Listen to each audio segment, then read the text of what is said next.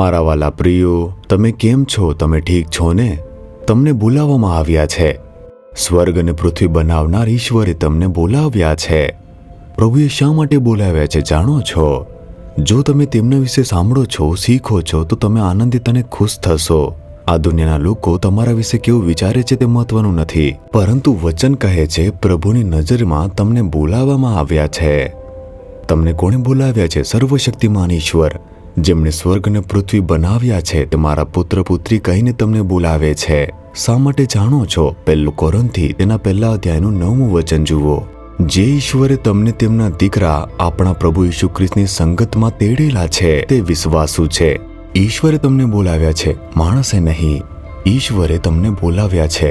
તેવી રીતે જો તમે કદાચ કહેશો કે મને ઇન્ટરવ્યૂ માટે બોલાવવામાં આવ્યો છે અને તેથી જ હું ત્યાં જઈ રહ્યો છું, તમે આમ કહેશો તો તે ખૂબ આનંદની વાત છે, કારણ કે કંપનીમાંથી તમને બોલાવવામાં આવ્યો છે. અથવા જો કોઈ શક્તિશાળી પદ ઉપર હોય અને આપણે કહીશું કે તેમણે મને બોલાવ્યો છે, હું તેમને મળવા જઈ રહ્યો છું, તમે આવી રીતે બોલશો તો સારું રહેશે. પરંતુ અહીં જે તેમને બોલાવ્યો છે તે સ્વર્ગ અને પૃથ્વીનું સર્જન કરનાર ઈશ્વર છે. તમે તેમના દ્વારા બોલાવવામાં આવ્યા છો. જો તેમણે તમને બોલાવ્યા છે, શું તમે મોટા આશીર્વાદિત નથી? તો શા માટે પરેશાન થાવ છો? તેમણે તમને શા માટે બોલાવ્યા છે? તેમણે આપણને ઈસુ ખ્રિસ્ત સાથે સંગત રાખવા માટે બોલાવ્યા છે. ઈસુ ખ્રિસ્ત સાથે મધુર જીવન જીવવા માટે અને તેમની સાથે સંગતનું જીવન જીવવા માટે ઈશ્વરે આપણને બોલાવ્યું છે. ઈસુ ખ્રિસ્ત સાથે સંગત રાખવી ચમત્કારિક પ્રભુ છે. તે ખૂબ જ આનંદની વાત છે. કેવળ ઈસુ ખ્રિસ્તની આરાધના કરવી, પ્રાર્થના કરવી તેટલું જ નહીં. તે કહે છે કે હું તમને ક્યારે પણ છોડીશ નહીં કે ક્યારેય પણ ત્યજીશ નહીં. તમે જ્યાં પણ જશો તે સાથે રહેશે. તમે ઘરમાં રહેશો, ઓફિસમાં રહેશો, તમારી શાળામાં જશો અથવા કોલેજમાં જશો, તમારા કાર્યસ્થળમાં રહેશો, તે તમારી સાથે દરેક જગ્યાએ રહેશે. તમારી સાથે સંગત રાખશે ને વાતો કરતા રહેશે. તમે તેમની સાથે વાત કરશો, તે તમારી સાથે વાત કરશે. તેમની સતત હાજરી તમારી સાથે રહેશે. એ જ ફેલોશિપ છે. તેમની સાથે હંમેશા ફેલોશિપ રાખવી, એકતામાં રહેવું, એ જ ફેલોશિપ છે. અને જુઓ, પતિ અને પત્ની સાથે રહેશે અને જીવનમાં ફેલોશિપ રાખશે. તમે જોયું હશે ને, બીજા બધા જે લોકો છે તે એટલા બધા નજીક રહેશે નહીં.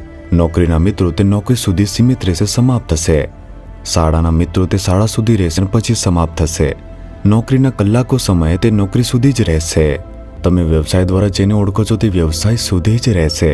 પતિ પત્ની માટે એવું નથી. તેમના આખા જીવન દરમિયાન સંગતિમાં રહેશે. અને આપણે એવી જ રીતે આપણા વરરાજા ઈસુ ખ્રિસ્ત સાથે એક દુલ્હન તરીકે ફેલોશિપમાં રહેવા માટે, એક સંગતમાં રહેવા માટે બોલાવવામાં આવ્યા છે. શું તે મહાન લહાવો નથી? મને ઈસુ સાથે રહેવા માટે અને તેમની સાથે ફેલોશિપ રાખવા માટે બોલાવવામાં આવ્યા છે. તે પરમેશ્વર વિશ્વાસુ છે. તે તમને સુંદર રીતે માર્ગ પર દોરી જશે. જ્યારે તમે વિશ્વાસ કરો છો, તમે તમારા જીવનમાં તે અદ્ભુત અનુભવો અનુભવી શકો છો. તમે હંમેશા ઈસુ તમારી સાથે જ અનુભવી શકો છો. તે તમારી સાથે વાત કરશે, તમને જવાબ આપી રહ્યા છે. તમે તે અનુભવી શકો છો. તે મારી પ્રાર્થના સાંભળે છે, જવાબ આપે છે એમ કહી શકશો. તમે જુઓ, એક સ્ત્રી છે, તેમનો પરિવાર તે ઈસુને ઓળખતો નથી. તે ભક્તિભાવથી ઘણા દેવોની પૂજા કરતા હતા. તે ભગવાનની પૂજા માટે કંઈ પણ બલિદાન આપવા માટે તૈયાર હતા. તેણીએ પોતાનું શરીર તાણ્યું અને પ્રભુને શોધ્યો. તેણીને ઈસુ પસંદ નહોતો. કોઈ ઉલ્લેખ કરે તો ગુસ્સે થઈ જતી હતી. પરંતુ એક સમયે જ્યારે તેણીને અશુદ્ધ આત્માની અસર થઈ, તે ખૂબ જ પરેશાન થઈ ગઈ હતી. તે જાદુગરો પાસે ગઈ, તંત્ર મંત્ર કરવાવાળા પાસે ગઈ, પરંતુ તેને છુટકારો મળ્યો નહીં. ત્યારે કોઈએ તેને કહ્યું કે ઈસુ ખ્રિસ્ત તરફ જાઓ, તેમની મદદ લો. ભલે તેણીને તે ગમ્યું નહીં, પણ તેની પાસે બીજો રસ્તો ન હતો, તેથી તે ઈસુ પાસે ગઈ. જ્યારે તેણીએ ઈસુને શોધ્યો, ઈસુની હાજરી નીચે આવી અને તેણીને બચાવી લીધો. એક આશ્ચર્યજનક છુટકારો મળી ગયો. એક મફતનો છુટકારો મળી ગયો. આટલા બધા પૈસા ખર્ચવા છતાં કોઈએ મને બચાવી શક્યો નહીં. ઈસુએ મને મુક્તપણે બચાવ્યો છે. ત્યારબાદ તેણીએ દરરોજ સવારે 2.5 કલાક પ્રાર્થના કરવાનું શરૂ કર્યું. તેઓએ તેણીને પૂછ્યું, તમે 2.5 કલાક કેવી રીતે પ્રાર્થના કરી શકો છો? પ્રાર્થના શું છે? હું તેમની સાથે વાત કરી રહી છું. હું તેમની સાથે વાત કરું છું, તે મારી સાથે વાત કરે છે. ઈસુ એક પ્રભુ છે જે વાત કરે છે. આટલા વર્ષોમાં આવા પ્રભુને મેં જાણ્યું નહીં, તેનો મને અફસોસ થાય છે. તે એક પ્રભુ છે જે વાત કરે છે. તે પ્રભુ રોજ વાત કરે છે. મારે શું પ્રાર્થના કરવી જોઈએ તે વિશે વાત કરે છે. મને શું કરવું તે કહે છે. જો હું પ્રશ્ન પૂછું છું, તે જવાબ આપે છે. તે ઈસુ મારી સાથે છે. એ છે ખ્રિસ્તી જીવન. આપણને તેમની સાથે સંગતમાં રહેવા માટે, તમને તેમની સાથે સંગતમાં રહેવા માટે બોલાવવામાં આવ્યા છે. કેવળ 1 કલાક માટે પ્રાર્થના કરવા માટે કે પછી ફરજ તરીકે નહીં, દરેક સમયે ઈસુ સાથે સંગતમાં રહેવું.